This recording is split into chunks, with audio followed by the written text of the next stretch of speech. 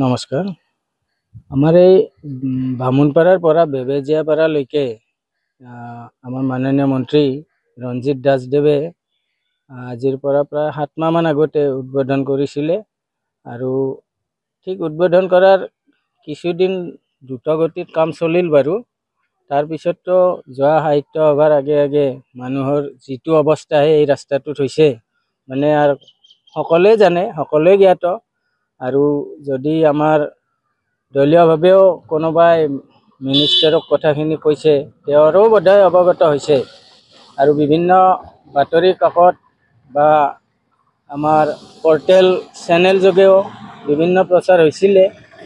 আচ্ছা, কামটো ঠিক দুটা আমাৰ এই ৰাস্তাটোত বামুণপাৰাৰ পৰা বেবেজীয়াপাৰালৈকে এই ৰাস্তাটোৰ 2 চাইড তেওঁলোকে খান্দি বল্ডাৰ পিটচিং কৰি কিছুদিন এনেকৈ মানে আৰু ৰাইজৰ কিমান যিহেতু ভুগিছে আজিলৈকে, ইয়াক আৰু ক'ব লগা কথা নহয়ে।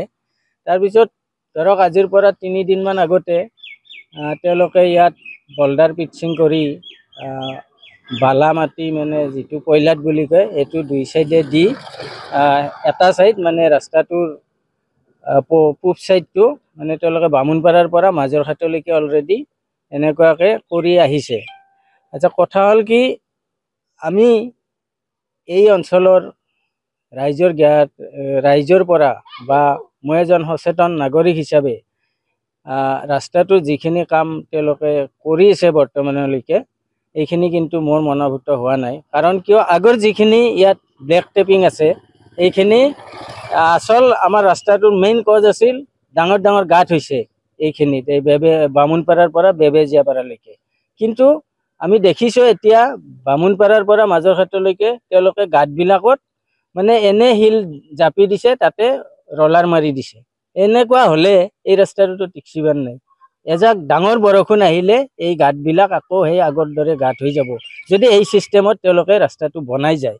গতিকে মোৰ ক'বলগীয়া এইখিনিয়ে, তেওঁলোকে যিখিনি ব্লেক টেপিং আছে আগৰ, এইখিনি সম্পূৰ্ণভাৱে তাত মানে এই উঠাই দি মানে এইটো কি কয়, এই ফায়াৰিং কৰি উঠাই দিলে তাৰপিছত নতুনকৈ আকৌ এই বল্ডাৰ পিটচিং কৰি তাত মানে কামখিনি যোৱাকালি অৱশ্যে মই নাছিলোঁ, কিন্তু বহুত ৰাইজ গোট খাইছিলে বোলে মই শুনা পাইছোঁ আৰু মই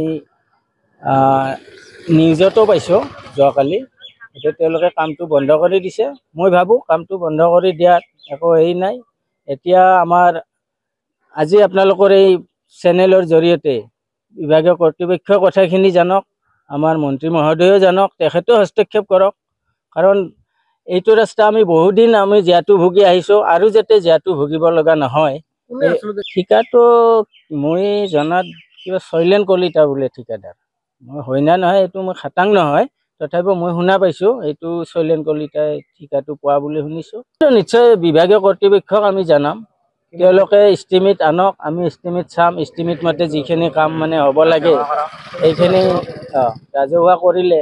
আৰু শুনা পাইছোঁ ইয়াত মানে 3,42,00,000 না কি টকা আছে। গতিকে ইমান টকা আবণ্টন দিছে যেতিয়া এই ৰাস্তাটোত, গতিকে কামটো সুন্দৰ একদম ৰাইজৰ মনোভূত কৰিব একচুৱেলি পাৰে, এইটো মই ক'বলগীয়া।